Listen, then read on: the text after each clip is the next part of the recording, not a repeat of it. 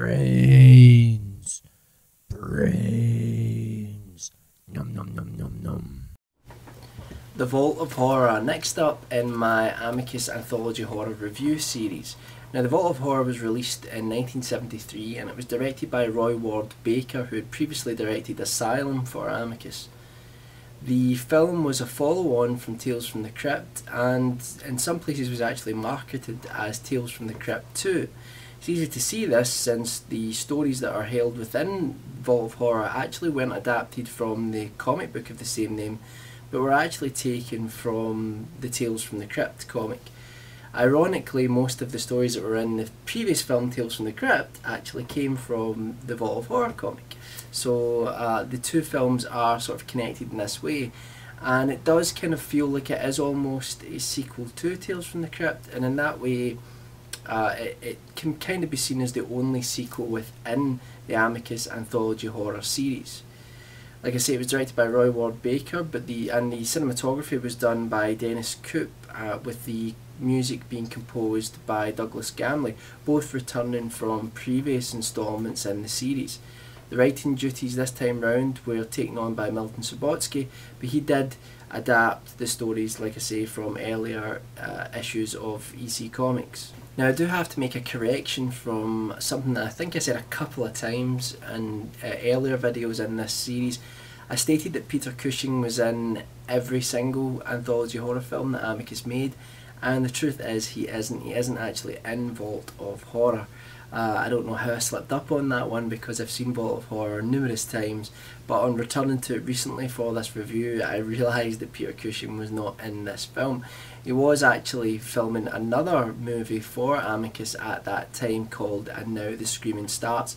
Otherwise, apparently, he would have been in the Vault of Horror. As with all of the other films in this Amicus series, the Vault of Horror is an anthology horror film. And that means it's a film that has a wraparound or framing device which contains several shorter stories which are threaded together within the context of the wraparound story. So in the Vault of Horror, we see a group of 5 men who enter an elevator within an office building, and without any of them pressing the buttons, they're actually taken to the basement of the building.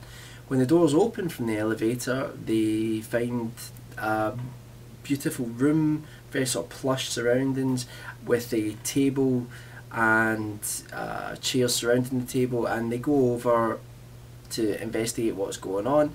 While they're there and they try to get back in the lift, they realise that the lift is no longer working. So rather than panicking, they decide to make themselves comfy, sit around the table and wait for a lift technician or someone to help. While they're there, they all start to relate that they have had some rather strange dreams of late, dreams which seemed almost real. They then tell those dreams to one another, and those are the shorter stories that we see play out throughout Vault of Horror. The first story that we're shown involves an actor called Daniel Massey, who plays a character called Harold Rogers. Now, Harold Rogers has recently heard that a relative of his has died. Now, he finds out that his sister is actually the next in line for the inheritance, and goes around trying to find out where she is. Once he actually finds her, he kills her so that he can get the inheritance for himself. Once he's done that, he leaves her house, which is in this sort of strange, sort of almost kind of ghostly little town, and he goes to a local restaurant to sit down and have a slap up meal to celebrate the murder and what he'll be getting through killing his sister. Unbeknownst to him, the town is not what it seems, and I'll sort of end it there. Don't want to ruin it for you, but this story, I quite like it. I think, and those that have seen it will understand what I'm talking about, there's a sort of special effect that towards the end of the story, a rather basic special effect that there's no real reason to get wrong, does go very wrong, and I think that detracts from the story. I think the story could have been a really, really chilling little tale, and it doesn't really sort of pan out that way, because some of the effects at the end are a little bit comical. What I would say is that because it's not, it's not that the effects have aged. I think it's more that the director was going for a little bit of a sort of tongue-in-cheek ending to the story, and because of that, the effects that they use are quite sort of ridiculous. Much like most of EC comic stories, this is a moral tale. Once again, someone who has done something terrible finds themselves in a terrible situation, as if they're almost being punished for it, and can they escape that situation? I quite like it. I think it's a decent enough start to the story, and I think it holds up well compared to a lot of the other anthology horror stories throughout the anthology horror genre. The second story is a sort of personal favourite of mine, and the main reason is because of the performance of Terry Thomas. Now, Terry Thomas plays a character who has recently married a younger woman, played by Glynis Johns, and he is he's extremely obsessive compulsive about everything in his house. Everything must have its place. He has lists in his cupboards full of like all the different things that should be in the cupboards, and if he runs out of like a certain food, he ticks off where it is and then goes and does his shopping based on that, and he's just got absolutely everything in his house perfectly the way he wants it. But now that he's married a woman, he needs to kind of share his existence with someone, and he seems to be really, really struggling with it. Now, Glynis Johns plays this housewife who is attempting to do everything that her husband wants, but he's so unreasonable that it's very, very difficult for her to do that. Now, it's not like there's no love between the two of them. That's kind of what propels the story in a way. You can kind of see how those two characters did end up together. Anyway, the story is really about how far the husband can push the wife and what will happen therein. He is a little bit of a bully, I suppose, in a way, but it's really just he's what people would say in Glasgow is he's nippy. He's like just always nipping at people and getting on to them about the way he wants things. They've got to be absolutely perfect. I really enjoy this story, like I say, because of the performance of Terry Thomas. Terry Thomas was like a sort of stalwart of the sort of 50s and 60s and upwards British cinema, and I just because of that, I just can't help but smile at it. Now, the story is quite sort of quirky, and there's kind of an element of comedy in there as well. Interestingly, it's the it's the only story which didn't appear in Tales from the Crypt. This one appeared in a comic, I think, called Shock Suspense Stories. So it does sort of stand out from the others in that way. But it's quite a strong story, and it's good fun. The third story takes the film down a decidedly dark path. It stars Kurt Jürgen, who's quite a sort of stock villain in a lot of films, who is a magician who is travelling in India with his wife, played by Dawn Adams, and he is attempting to find the latest trick, the latest magic trick that he can take back home and make a fortune off of. So he is sort of watching this local Indian fakir or yogi, and he's performing all these sort of tricks. And Kurt Jürgen's character, who's called Sebastian, basically interrupts the man's show and tries to show that it's all just trickery, and sort of embarrasses him in front of everyone. The daughter of that man then starts to, in another scene, starts to do a rope trick where she plays an instrument and the rope comes out of the basket, much like it's the sort of like the snake, and it extends right up in the air, and Kurt Jürgen wants to know how she's done this, you know, like how this is possible. And really, I kind of suppose want to stop there, but it's obviously he does something terrible to get the rope trick, and it's about, you know, what happens to him afterwards. The performances in this one again are very, very strong. Kurt Jurgens is really slimy and really sinister as the magician who will stop at nothing to beg, borrow or steal to get a new trick. And his wife played by Dawn Adams, and I believe this might have been her last role. You know, gives again a great performance as someone else who's just really cold and heartless and only cares about success. And yeah, I think that the story is very strong. Like I say, it's much darker than the first two stories in the film. The fourth story is the one that I probably forget about the most. Whenever I watch Vault of Horror, it's the one that always kind of takes me by surprise because it just doesn't seem to stick in my head. It stars Michael Craig as a man who, with his friend, plots to get involved in some sort of insurance fraud. And what he's decided to do is he's going to inject himself with a drug which will put him into a comatose state. It will appear as if he's dead. Then they will, he will organise with his friend to make sure that he's buried very quickly. And then his friend will come and dig him up round about the time that the drug wears off and he wakes up, and they'll share the insurance money for his death. Now, at the same time, while he does this and he's found dead, and there's the funeral, and he is put into a coffin, and then he's buried in the ground. And while this is happening, later that night, when the friend should be coming to dig the coffin up, two student doctors rather, have paid a sort of local grave digger to dig up a freshly dug body so that they can, you know, do experiments on them or just practice, you know, operations and things like that. And they go to this man's grave, you know, and obviously, and we keep cutting to him inside the coffin, still alive. So again, that's as far as I'll go without ruining it.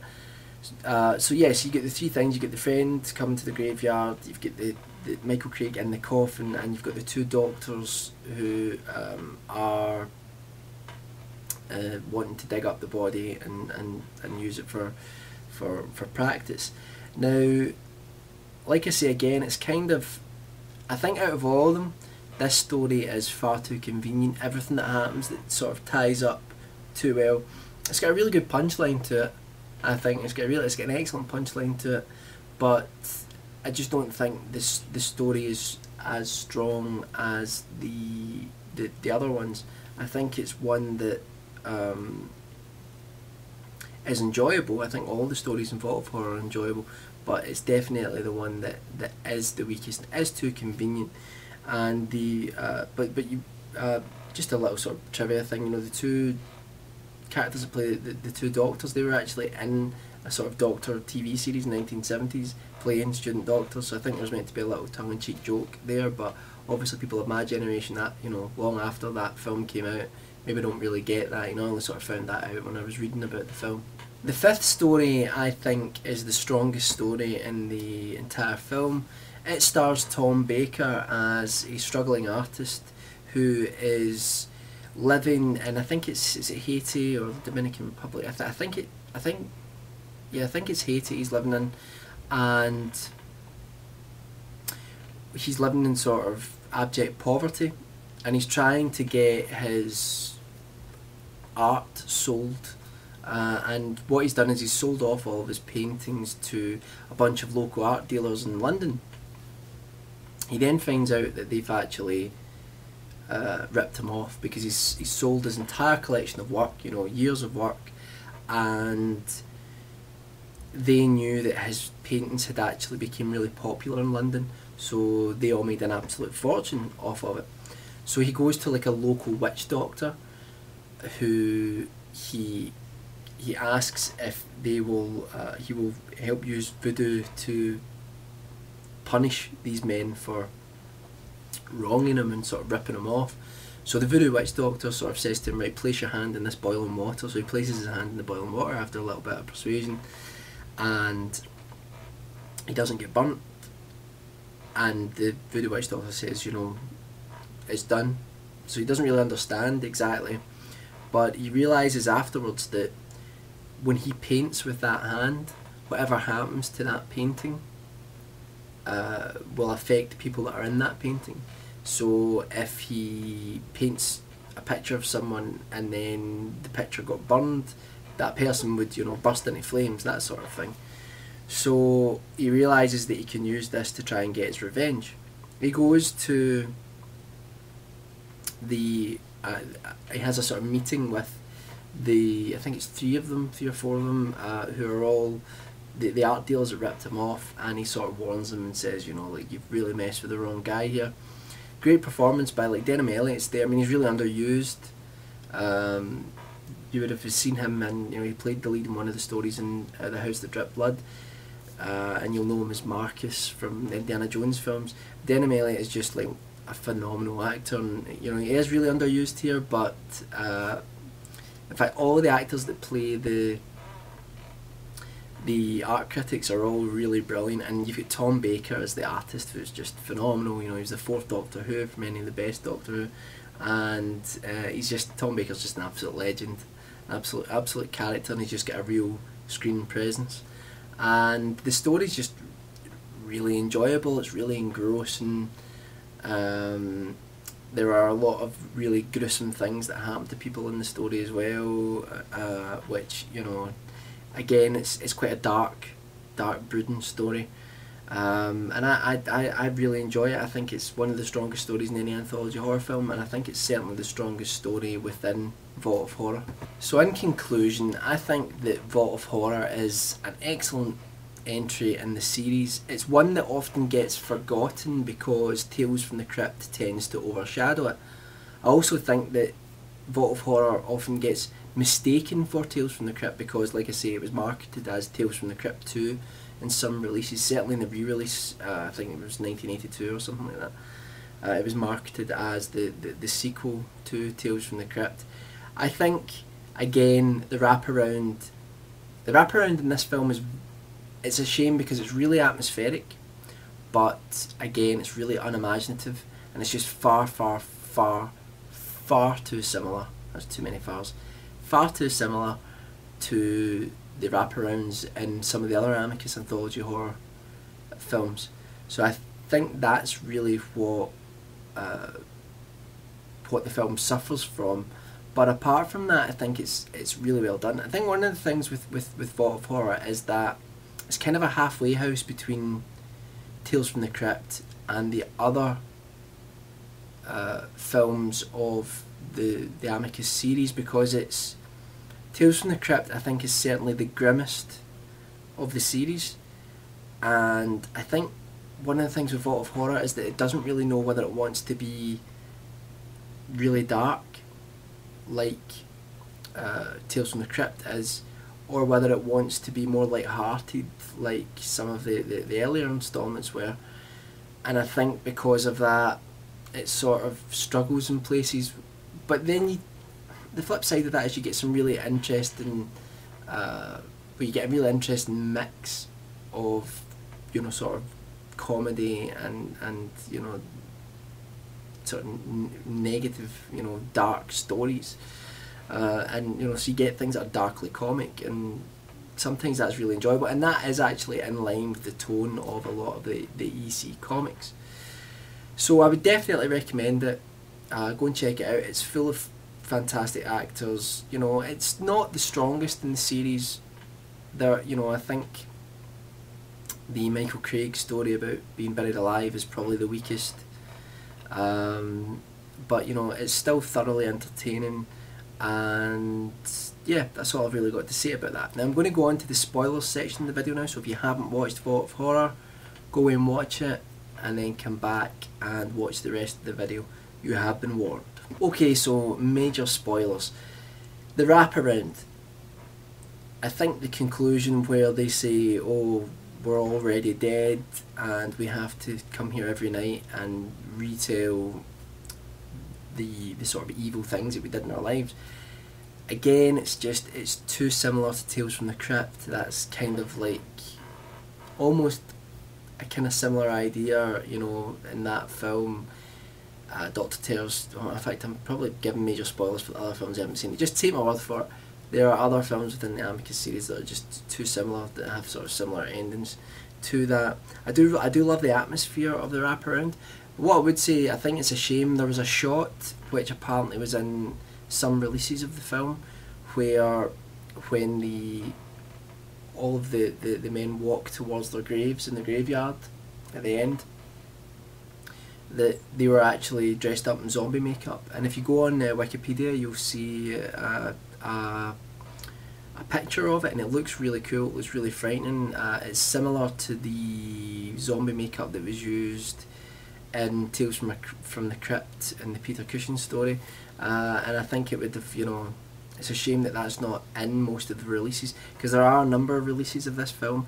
There's been like, apparently there's an uncut version now, and I genuinely don't know if that's the version that I have seen or not seen, or the version I have is on a VHS, so I don't know, it was taped off the telly. The first story, as I said, it's the fangs.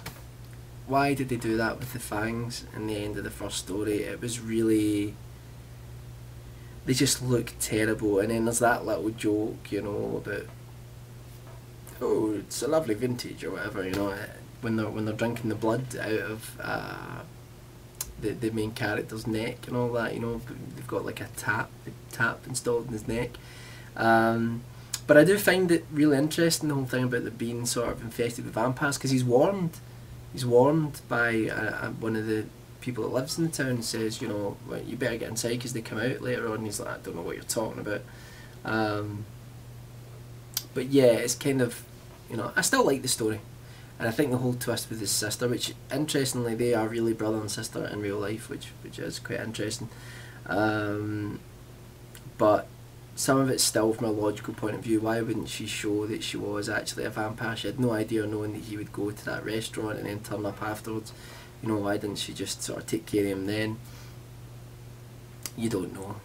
It's a little bit flimsy there, but you know, I do really like the story, and I love the sort of creepy idea of the town. I just think it could be much more chilling. Alright, so story 2, I think it's carried by the performances, but there are real problems with it. I mean, first of all, like, Glynis Johns was like, as much as she looked young for her age, I think she was like 50, and I think the whole idea of the story is that this older man has got this younger wife, and it doesn't really sort of play out that way in the story. I think as well her transition when she snaps, it's a little bit too quick maybe, but then I suppose in real life that's probably what happens. People just build up and then they do just snap. But it's got a great classic, you know, EC Comics conclusion to it. You know, the you know, what is it, the Terry Thomas character says, a place for everything and everything in its place, you know, and that's the sort of joke at the end, because she's like, you know, cut them up into loads of different pieces and put them in all these different jars where all his tools used to be. But I do enjoy it. I think it's one of the stories that's probably aged the most, because of, like, you can see like the house just looks total 70s, you know, and I think Glynis Johns as well is sort of dressed to be younger than she is, and they've tried to be maybe like a little bit too current. So the story maybe has aged a little bit because of that, but you know, yeah, it's one that always sort of tickles me, makes me laugh. I think the story about the magician is really brutal. I think the thing that creeps me out about it is what happens to his wife when she goes up the rope, you know, that kind of, I find that really creepy, and in a lot of ways the story kind of reminds me, the way the rope's moving and all that, kind of almost reminds me of Whistle and I'll Come to You, which is something that's always really frightened me. And I think, you know, like I said before, the performances are brilliant. It is really brutal, you know, it is kind of like, again, does it make much sense? The daughter has this real magic trick, but the father was doing all of these fake tricks, you know, in public. Why weren't they doing a real trick, you know, when they had one? But I think that it's a brilliant story. I really enjoy it, but it is just so dark, you know, when he kills the daughter and all of that. But Kurt Jurgens is just phenomenally sinister. Now, I've said before that the fourth story with Michael Craig with getting buried alive, I said it was too convenient. It really is too convenient. So you've got Michael Craig in the coffin.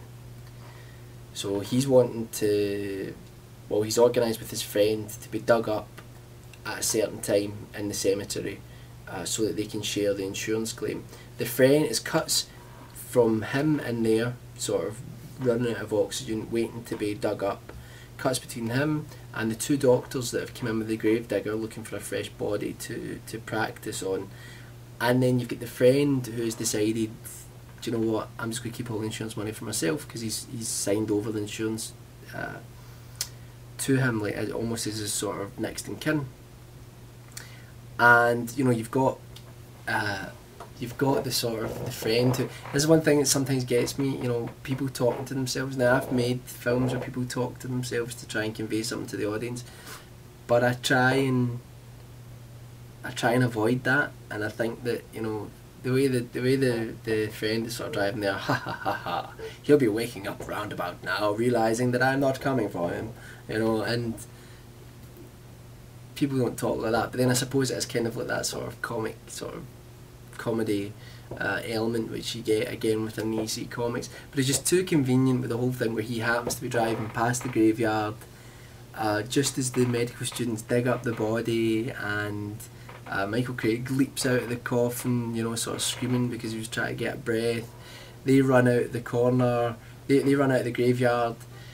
The friend is driving by at that precise second, swerves to miss them and goes into a tree and dies. And then they go back and the gravedigger, this is the best bit of the story, is the fact that the gravedigger has, you know, then said, there's your body, sorry about the head, and it shows you that the gravedigger's actually smashed his head in and killed him so that they can have the body, you know. That's the best part of the story, but it just is far too convenient compared to everything. There's a lot of fars again, a lot of fars in this video, I apologise, less fars in my next review, but yeah, it's just too convenient, too wrapped up nicely, but I still enjoy it. Story number 5 with Tom Baker as the artist, again, like I said, it's great, it's fantastic. I don't think I've really got any criticisms of it.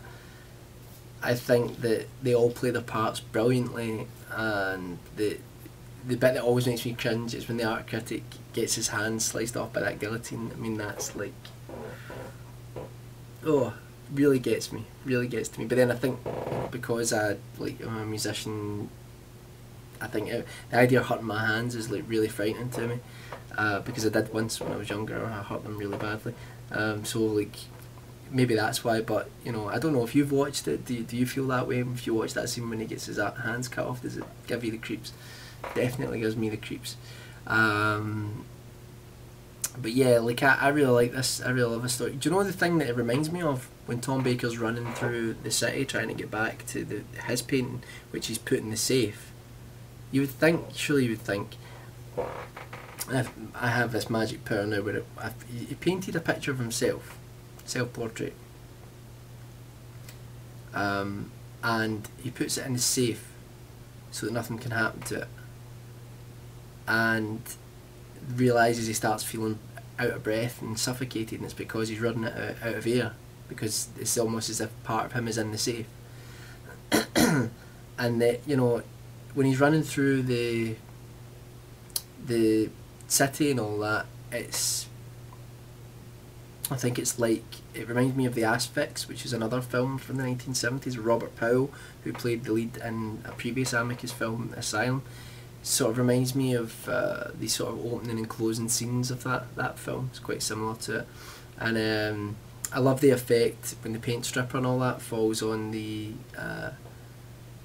painting, on Tom Baker's painting, and the colour all runs, you know, because he realises that he's left his watch in Denham Elliott's office, and he doesn't want to get sort of fingered for his death, so he goes back to get it, and calamity strikes with the painters above, you know, dropping their paint stripper or whatever it is, goes through a window and falls on the painting. And you see the skin running and all that, and the face running. I think it's like a really sort of cool effect, and it really sparks the imagination for what Tom Baker's face actually looks like after getting run over, which is what happens to him. But you don't know, you don't see that, but it really sort of makes the imagination sort of kick in. But I love this story. I think it's just really well put together, and I think, like I said before, it's the strongest within the film. Okay, so that's me finished with Vault of Horror. I definitely recommend it, and we only have one film to go now. I can't believe I've been doing these videos for weeks and weeks. We've done all of the Amicus Anthology horror films apart from one more, which is From Beyond the Grave, which I'm going to let you have a little sneak right now, and I will say to you, I love From Beyond the Grave. I think it's joint best Amicus Anthology horror film with Dr. Terror's House of Horrors. Anyway, so I'll be doing that next. I was going to do Monster Club after that because it's a film that had a lot of people working for Amicus on that film, and it's often mistaken as an Amicus Anthology horror film, but I've decided to hold off on that because I'm going to do another review series at some point in the future where I will do the Uncanny, Tales of Witness Madness and Monster Club, those three films which always seem to get mistaken for Amicus movies and have a lot of the people that worked on Amicus working on them. So I'll do that at a later date. So I've got one more film to do in this review series, and then I've got a whole bunch of other review series to get through, which I'm looking forward to doing, and I hope you guys enjoy it. So as always, let me know what you think of Vault of Horror, and if you get any suggestions for review series, let me know, and check out the forums below, and also there'll be a link down there to the DVD at Amazon for Vault of Horror if you really want to buy it after you've watched this. And that's everything. Bye bye.